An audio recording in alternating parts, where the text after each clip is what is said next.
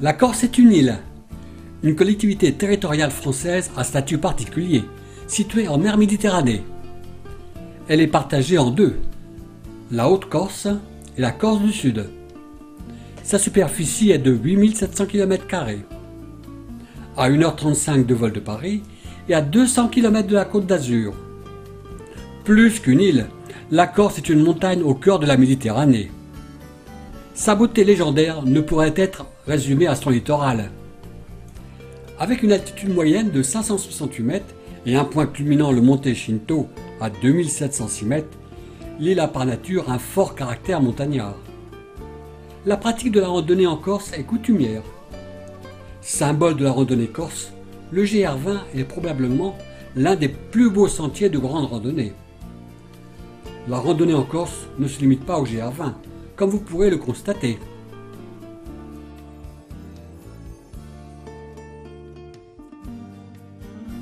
Gisoni, commune de la Haute-Corse située aux portes du parc national de la Corse. Et non loin du sentier de grande randonnée, le GR20, sera le point de départ de notre raid pédestre de 15 jours dans ces montagnes. Notre groupe est composé de 12 personnes, dont 5 femmes, et notre accompagnateur. Au fond, le Monte Ronoso, 2352 mètres d'altitude. Sur les crêtes, on trouvera encore de la neige, car nous sommes au mois de juin. Pause déjeuner sortie du sac dans ce magnifique décor. Massif de schiste et glaïeul. Un glaïeul. Le schiste porte l'odanum ou schistagum, grande fleur de 8 à 10 cm. Le schiste de crête est un arbrisseau aux fleurs roses et chiffonnées, caractéristique du maquis corse. Nous poursuivons notre sentier pour le mont Ronoso. Crête, nous conduisons au mont Ronoso à 2352 mètres d'altitude. Arrêt au lac Bastani, à 2000 mètres d'altitude. Plus haut,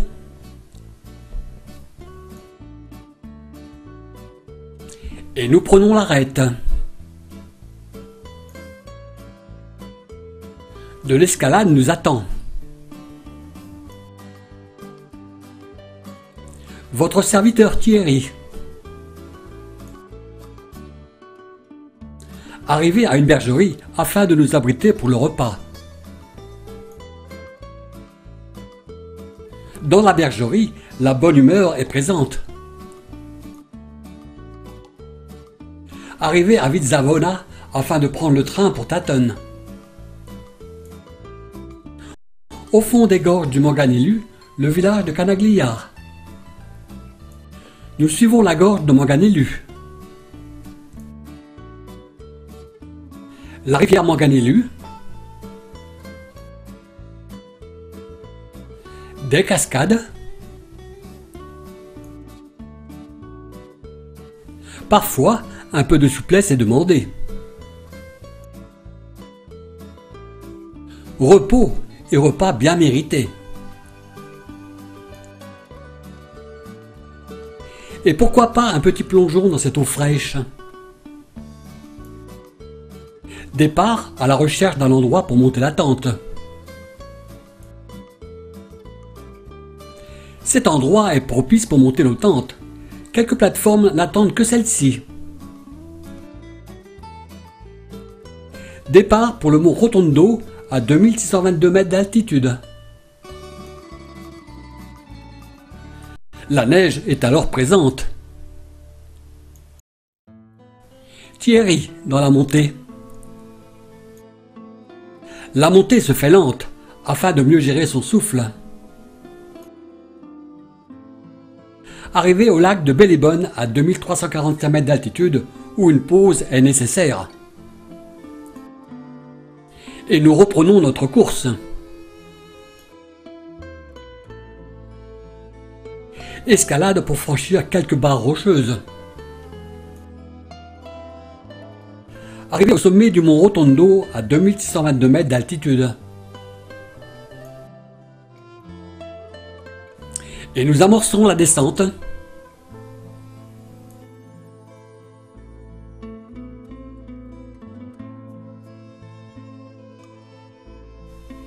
Juste devant nous, Marie, où une tendinite se fait ressentir.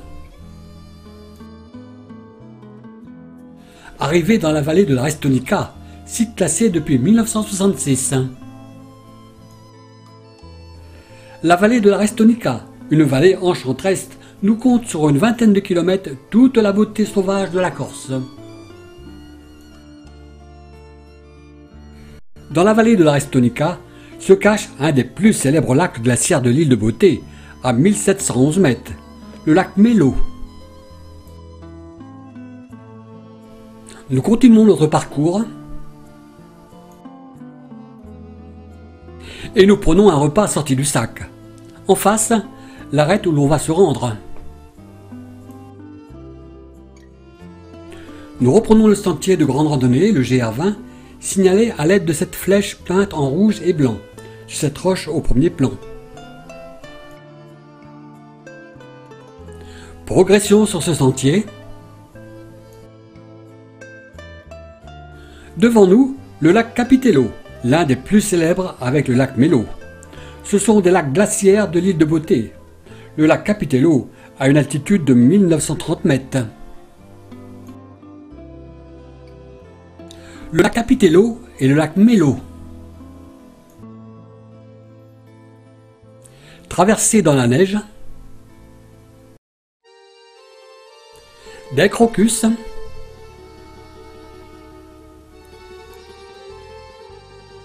passage de la brèche de Capitello à 2000 mètres d'altitude.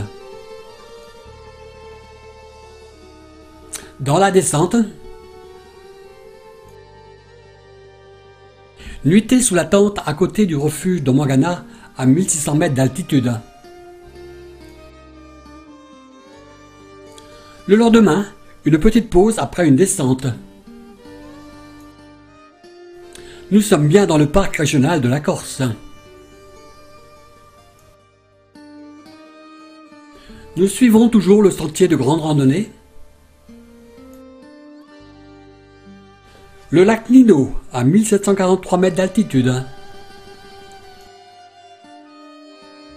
En face, le massif de la Paglia Orba, nous allons nous rendre. Un asphodèle.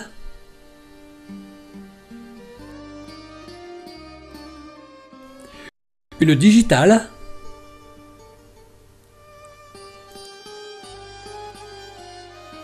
Camping à Evisa.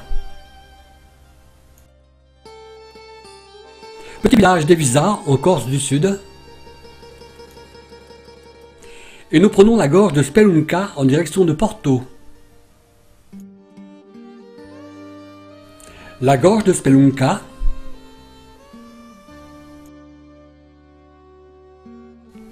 Un pont génois. Dans les rues de Porto, un magnifique bougainvillier. Farnienté sur la plage de Porto, et bain. En fin d'après-midi, achat de vivres pour 3 jours et départ avec 20 à 23 kg de charge. Monté par un sentier assez raide, qui vaut mieux être monté en fin d'après-midi à cause du soleil et de la charge. Arrivé à la nuit à notre lieu de bivouac. Nous sommes tous auprès du feu et nous n'aurons pas le courage de monter les tentes. Ce soir, bivouac.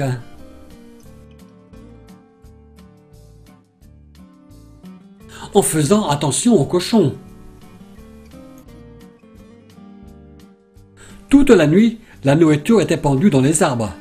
Marie, par contre, se demande ce qui se passe à ses pieds. Massif de schiste porte l'Odanum. En face, le massif de la Paglia Orba, dont nous ferons l'ascension. Ascension d'un des plus remarquables des sommets de la Corse. Sommet de la Paglia Orba, à 2725 mètres d'altitude. Descente de la Paglia Orba.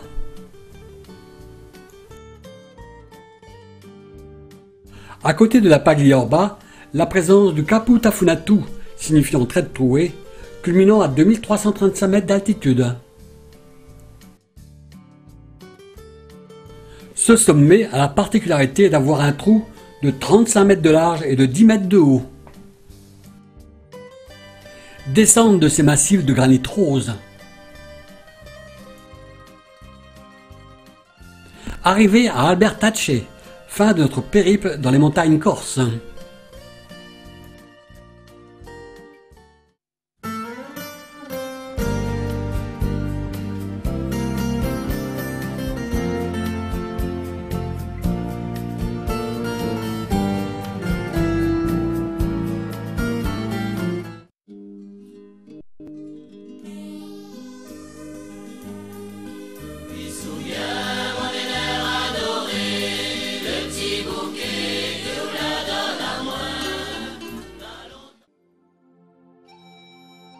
Vol pour la Réunion. 11h35 de vol, avec escale de 45 minutes à Dubaï aux Émirats Arabes Unis. Plus 4 heures de décalage horaire. La Réunion est une île de l'océan Indien dans l'hémisphère sud, ainsi qu'un département et une région d'outre-mer française, d'une superficie de 2512 km², équivalent à la taille du département des Bouches-du-Rhône. Il s'agit d'une île volcanique, créée par un point chaud culminant à 3071 mètres au Piton des Neiges. Sa population était estimée en 1988 à 600 000 habitants. La langue officielle est le français. Nous ferons lors de notre trekking les plus beaux sites de l'île, allant du cirque de Mafat, Salazie, Sillaos et le volcan de la Fournaise.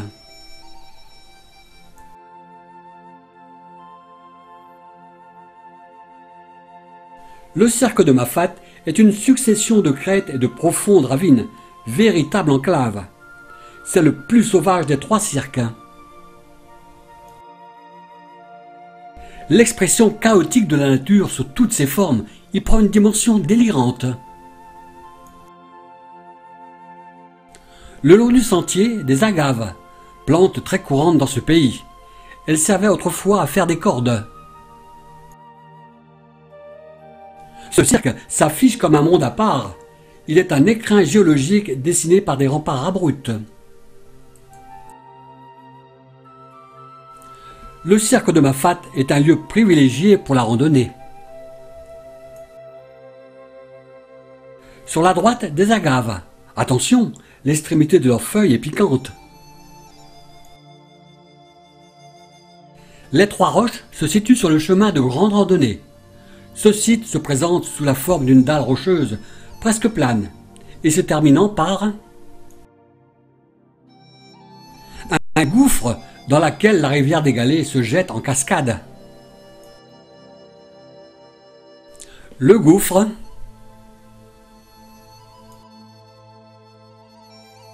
de la végétation sur ces roches volcaniques. En bas, la rivière des Galets.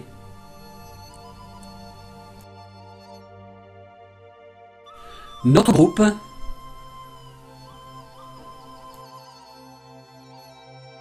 descend sur la rivière des Galets. On remarquera au fond cette cassure rouge sous cette roche volcanique. La souplesse est de rigueur. Nous poursuivons le sentier pour joindre le refuge de Marla, avec en fond le Grand Bénard. Ici, un refuge et une école qui réunit tous les enfants, 13 élèves des îlets environnants. Les écoliers les plus éloignés mettent 2 heures par les sentiers. Et une maison où les gens font office de gardiens du refuge. Les îlets, ce sont des replats dans les cercles volcaniques sur lesquels se sont installés les petits blancs, nom donné aux descendants des premiers colons arrivés à la Réunion au XVIIe siècle. Le Marla, avec en fond le Grand Bénard, troisième plus haut sommet de la Réunion, 2898 mètres d'altitude. Depuis le col du Tailbit, le Marla,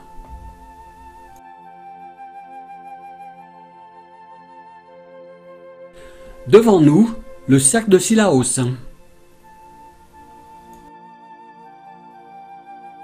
Vue du col du Tailbit à 2142 mètres d'altitude. Végétation luxuriante. Descente sur Sillaos par les bois de couleur. Le cercle de Salazie.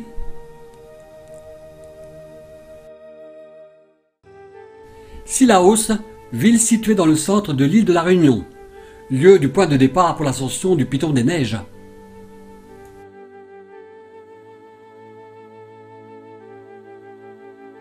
Montez au refuge du Piton des Neiges pour l'ascension très matinale de celui-ci, afin de voir le lever du soleil. Refuge du Piton des Neiges, ou refuge de la caverne du Four, gîte incontournable pour les randonneurs.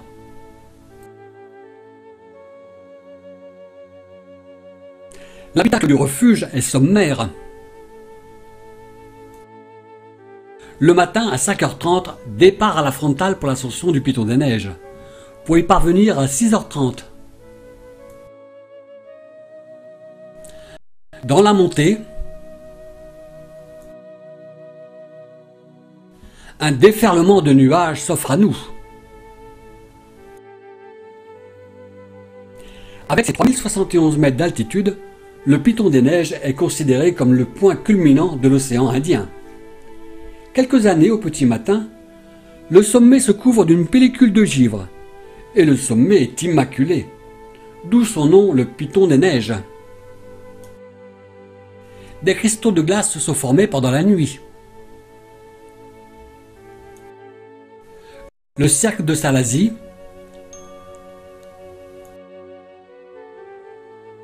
en bas, Sillaos.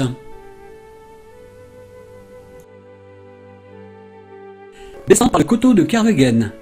En bas, à gauche, le refuge de la caverne du Four. Le coteau de Kervegen. Pique-nique sorti du sac. Nous ne restons pas ici, car la pluie arrive. Nous empruntons un véritable sentier de jungle.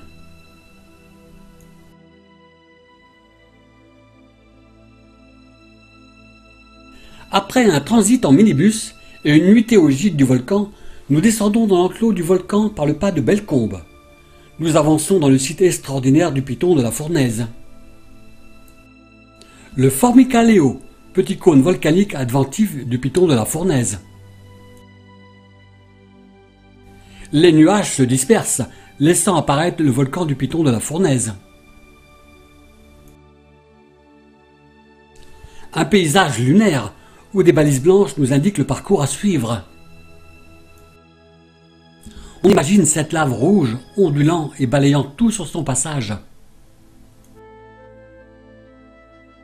Le cratère Bory, entièrement rempli de coulées de lave à 2621 mètres d'altitude. Il est le moins vaste des deux cratères sommitaux du Piton de la Fournaise. Formé en 1971, il s'est brutalement effondré au cours de l'éruption de 2007.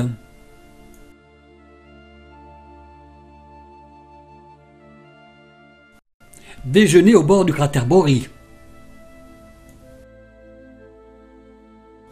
Le cratère de Lomieux est l'un des deux cratères du Piton de la Fournaise, avec le cratère Bory.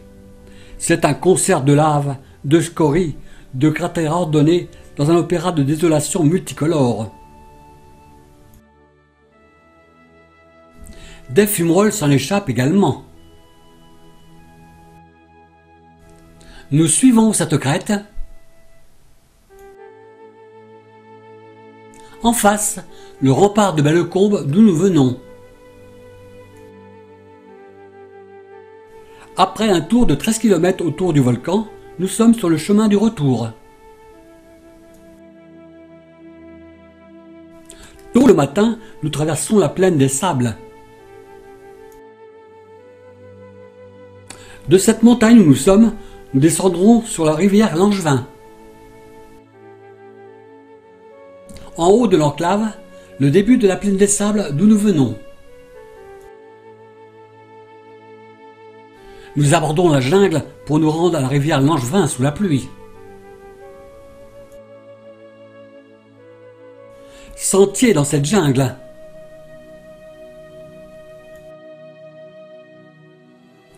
Une fougère arborescente.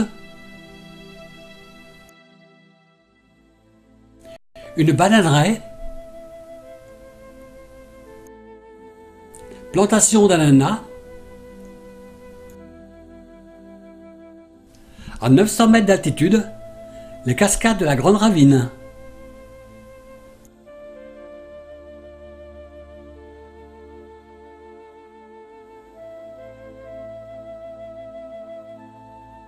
Transfert en minibus pour l'océan Indien. L'océan Indien avec sa barrière de corail.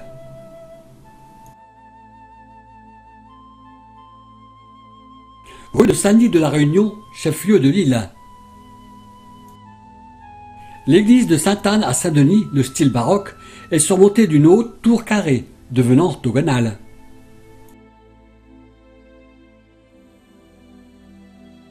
Marché coloré de Saint-Denis.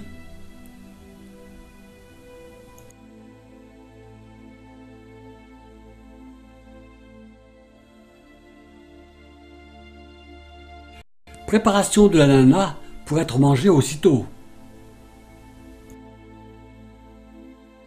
Parc de Saint-Denis.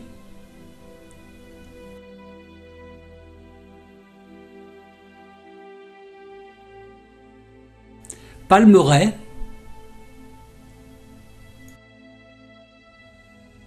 Un cocotier.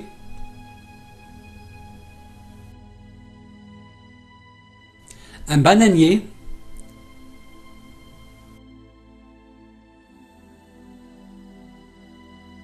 Son régime de bananes et sa fleur.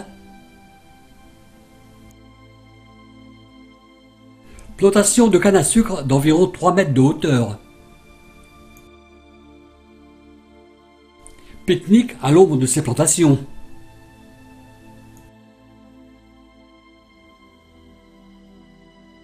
Au sud de l'île, au pied de l'enclave du volcan de la Fournaise, la coulée de lave d'avril 1977 qui détruit le hameau de Sainte-Rose.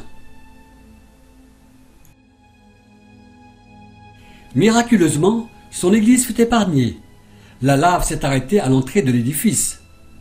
Pour de nombreux fidèles, la main de Dieu était intervenue. Fin de notre voyage à La Réunion.